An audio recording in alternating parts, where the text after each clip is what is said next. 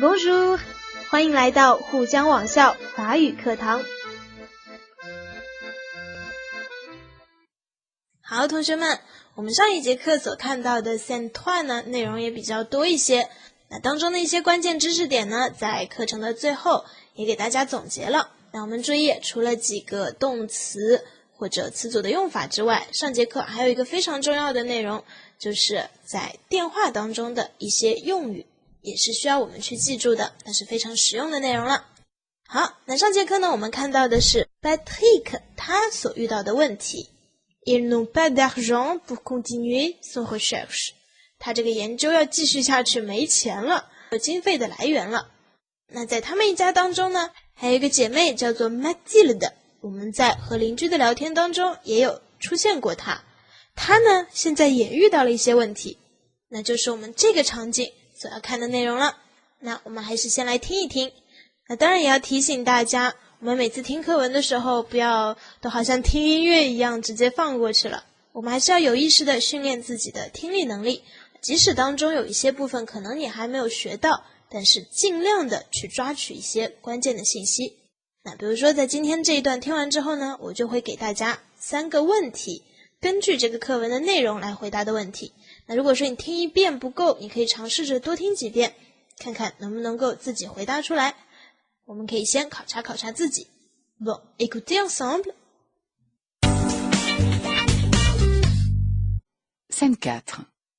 Au même moment, dans une clinique de Metz. Florence, tu peux me remplacer? Je ne me sens pas très bien. Qu'est-ce que tu as? Mal à la tête, des vertiges, et je suis fatiguée. Assieds-toi. Tu veux une aspirine? Oui, s'il te plaît. Mathilde, tu ne peux pas continuer comme ça. Tu stresses tout le temps. Tu ne dors plus, tu ne manges plus.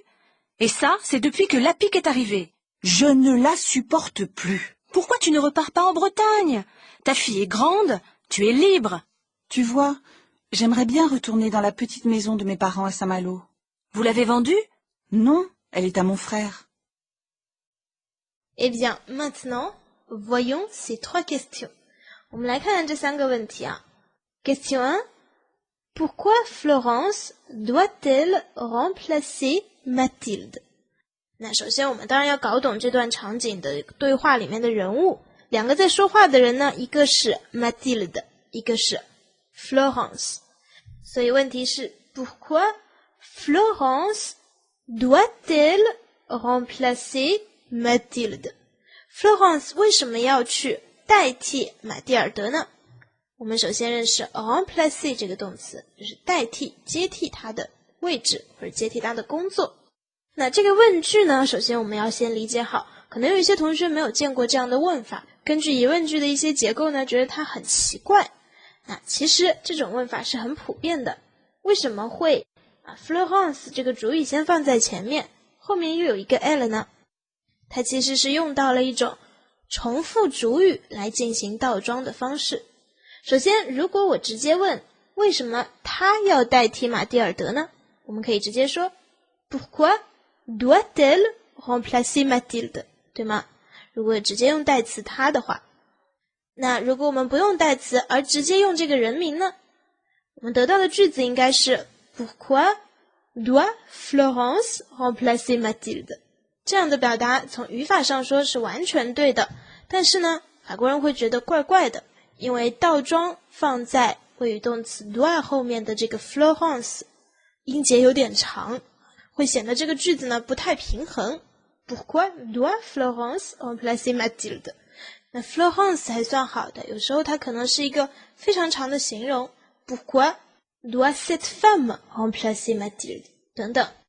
所以这个时候呢，他们就想出了一个更好的方法，能够让句子比较平衡的，那就是把这个人的名字先放在前面，然后后面呢再用一个代词来代替它进行倒装。所以我们就出现了 Pourquoi Florence 名字先放在前面 doit-elle remplacer Mathilde 这样的说法。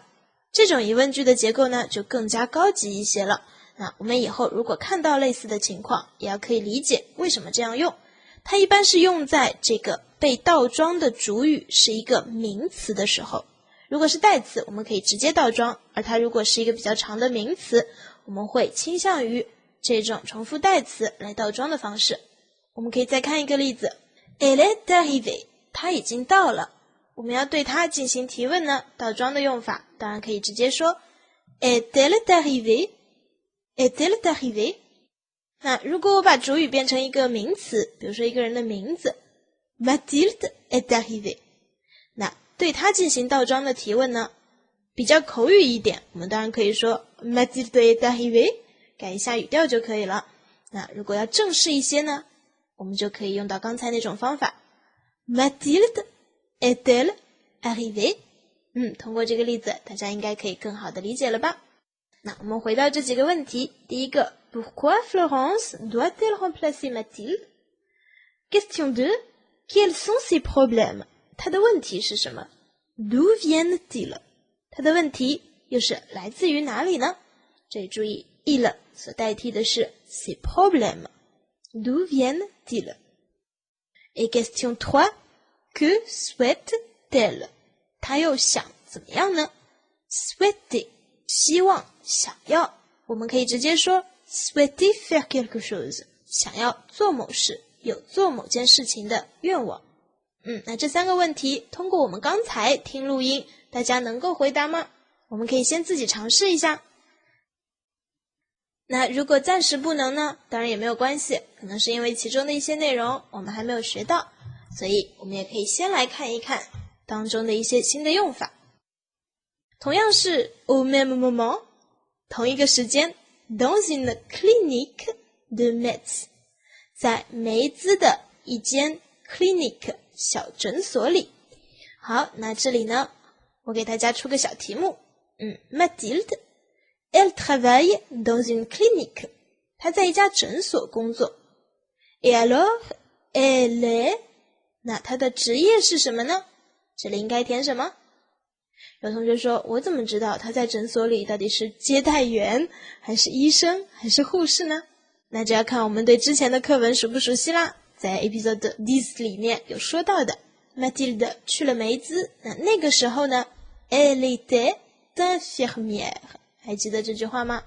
所以 Elle travaille dans une clinique, elle est encore infirmière。 她现在呢还是一位护士啊 infirmière。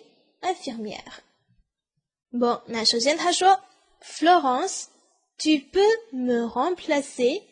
你可以来接替我的工作吗？ Remplacer quelqu'un， 这里要 remplacer 的是自己，所以用了指宾人称代词 me 提前。Tu peux me remplacer？ 为什么要找人接替他呢？ Je ne me sens pas très bien， 我身上感觉不太舒服。 Je ne me sens pas très bien。 Se sentir bien， 感觉不错。 Se sentir mal， 感觉不好。他这里呢说的比较委婉，没有说 Je me sens mal， 而是说 Je ne me sens pas très bien， 我感觉不是那么的好，有一点不舒服。所以这个其实就回答了我们刚才的第一个问题了。Pourquoi Florence doit-elle remplacer Mathilde? Parce que Mathilde ne se sent pas très bien。 那么 Florence 肯定要问他了，你是怎么了？他这里用的是 Qu'est-ce que tu as？ Qu'est-ce que tu as？ 有些同学说直接看这句话呢，我会觉得他说的是你有什么，对不对？因为 tu as 是 avoir 的一个变位，那这时候问你有什么当然是不符合语境的啦。所以其实这句话在这里的意思就是你哪里不舒服，你怎么了？因为我们曾经学到过 pour exprimer des sensations， 要表示自己身上的一些感觉，比如说饿了、渴了、哪里痛什么的，我们都是会用到 avoir 这个动词的，对吗？来回忆一下。所以呢，你如果要问对方哪里不太舒服，就可以说 Qu'est-ce que tu as？ 那他哪里不舒服呢？很多地方 mal à la tête, des vertiges et je suis fatigué。 当然也是用了比较口语的省略句。我们补充完整呢，就是 J'ai mal à la tête， 我头痛。 J'ai des vertiges， 我呢头很晕。 Vertige 是一个名词，表示头晕这样的感觉。所以我们如果要说自己头很晕呢，同样也是用 avoir 来表达，可以是 avoir un vertige， 或者更夸张一点 avoir des vertiges。 Et je suis fatigué， 他还感觉很累，他身上确实是不太舒服。Et Florence dit assieds-toi， 坐下。Tu veux une aspirine？ 你要来一片 aspirine， 阿司匹林吗？ Oui, s'il te plaît。 我们以前经常看到的是 s'il vous plaît， 对不对？那这里呢，因为他们两个从头就是 se tutoyer， 以你相称的，因此呢，这里他也用的是 s'il te plaît。 我们可以翻译成那就麻烦你了 s'il te plaît。 Mathilde, tu ne peux pas continuer comme ça。 Florence 说你不能再这样了。那说明他有这样的情况已经很久了，可能并不是身上的问题，而是心病。我们看到后面怎么说 Du stress tout le temps， 你总是这么紧张，怎么心神不宁的。所以说确实它不只是身上的问题它是心里有一点问题。 Du stress tout le temps。 Stress 它的动词原形呢就是 stresser， 这个动词它可以做直接及物动词，表示让别人紧张。比如说 Les examens me stressent， 这些考试呢让我感到很紧张。 Les examens me stressent。 那这个动词呢它也可以作为不及物动词用，也就是可以直接表示某个人自己很紧张。所以我们也可以这样说 Les étudiants stressent avant les examens。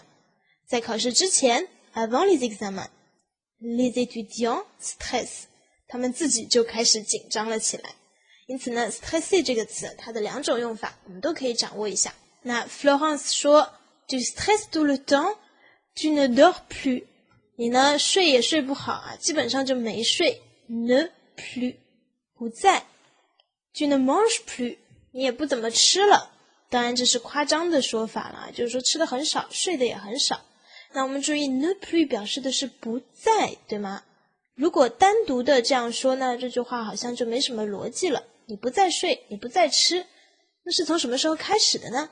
其实他后面有讲到了 Et ça, c'est depuis que la pique est arrivée。你这种状况呢，是自从 la pique 来了以后就发生了。所以我们会看到 depuis 后面不仅可以直接跟一个时间点或者时间段，也可以跟一个 que 引导的从句 depuis que 自从某一件事情之后 depuis que la pique est arrivée 自从他来了之后看来是这个办公室里面有一点问题这个人来了以后呢 Mathilde 就很不好受。他也说 Je ne la supporte plus， 我再也没办法忍受他了。 supporter quelqu'un 忍受容忍 Je ne la supporte plus， 这里的 la 指代的就是 la pique 这个女同事。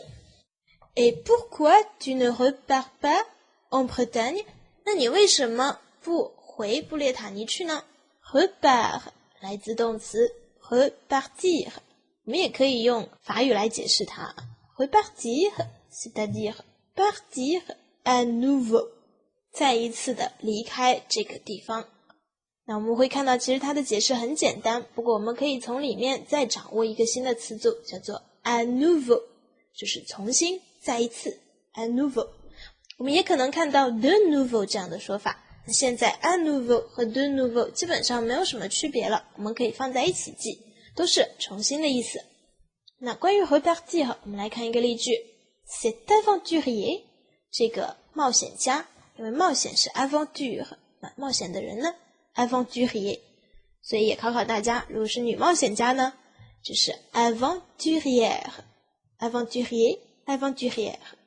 Cet aventurier est reparti pour de nouvelles aventures， 他呢重新出发去开始新的冒险了。 Cet aventurier est reparti pour de nouvelles aventures。 Et revenons au dialogue， 回到对话里 Pourquoi tu ne repars pas en Bretagne？ Ta fille est grande， 你女儿已经长这么大了。 Tu es libre， 你现在呢就比较自由了，不用一定把自己拘束在这个地方，对吗？然后 Mathilde 怎么回答呢？ Tu vois， 你知道的 J'aimerais bien retourner dans la petite maison de mes parents à Saint-Malo.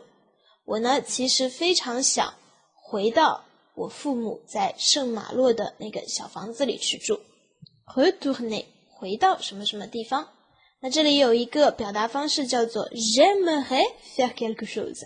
这里的 aimerais 和我们之前提到的 je voudrais faire 是同样的用法，都是用的条件式现在时来表达一种比较委婉的语气。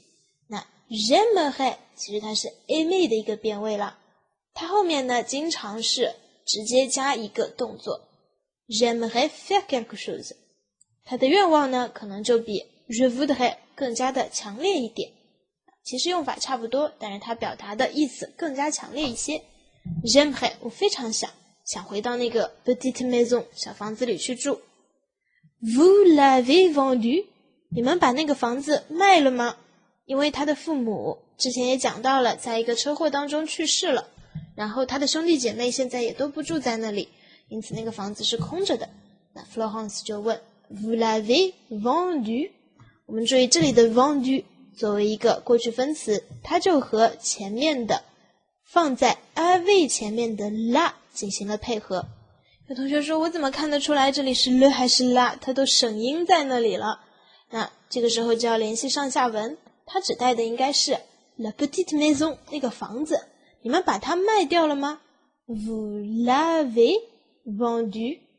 那因为这个时候动词 vendre 的直接宾语 la 提前到了助动词 avoir， 也就是 avez 的前面，这个时候呢 vendu 这个过去分词就要和它进行配合，变成了阴性单数的形式，加了一个 Vous l'avez vendu？这个我们可能在看别人写的时候呢不太注意到，但是一旦轮到自己下笔了，就可能因为马虎把它给忽略掉了，所以这里提醒大家一下。那他们把房子卖了吗？ Non, elle est à mon frère。 还没有卖掉，现在是我一个兄弟的 Elle est à mon frère， 在这里表示所属。那具体是哪一个兄弟呢？前面好像也没有给我们很多线索，我估计是 Thierry， 因为他毕竟还在那个地方，其他的两个兄弟呢都已经搬到欧洲之外去了。那可能这个答案我们会在下个单元里面有揭晓。好，那在完整的看过了 Saint-Quatre 的内容之后，我们再去看那几个问题。Question 1 Pourquoi Florence doit-elle remplacer Mathilde？ 这个很简单，我们刚才已经看到过了。Parce que Mathilde ne se sent pas très bien。Et question 2 Quels sont ses problèmes？ 他有什么问题呢？那比较表面化的问题是 Elle ne se sent pas bien, elle ne dort bien, elle ne mange pas beaucoup。 更加深入一点的呢 Elle stresse tout le temps， 对不对？他呢总是精神很紧张。Et d'où viennent-ils？ 这些问题来自哪里？ Ils viennent de la pique， 就是因为他的那个新同事很难搞。Et question 3 Que souhaite-t-elle？ 那他想怎么做呢？我们其实可以照搬刚才的那个句子，对吧？他想要回到圣马洛他父母的那个小房子里面去住。Elle souhaite retourner dans la petite maison de ses parents à Saint-Malo。 所以其实这三个问题还是比较简单的。那我们之所以要做这样的一个练习呢，也是提醒大家，我们这已经是倒数第2个单元了，马上 A1 部分的学习就要结束了。那在前面的这些课当中，我们在打基础的部分所做的更多的可能就是跟着老师来学习课本上的语法、词汇知识点，来理解课文的意思。而在下一个阶段当中呢，我觉得大家应该更多的来调动自己的主动性，除了知识的输入之外，更加的留意知识的转换和输出这几个方面，也就是你能不能自己准确的提取到一些信息，再用自己的语言表达出来，这也是我们语言学习当中非常重要的一步。所以我们在这个马上要结束 A1 部分学习的节点呢，也会提醒大家提高这一方面的意识。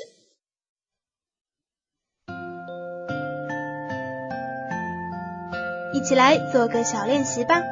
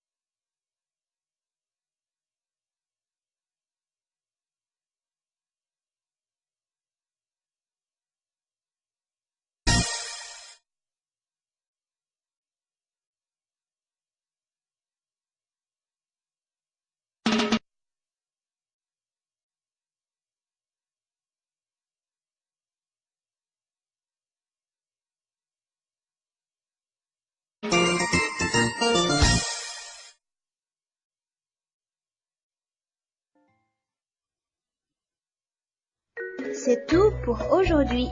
今天的内容就到这里了，我们下一节课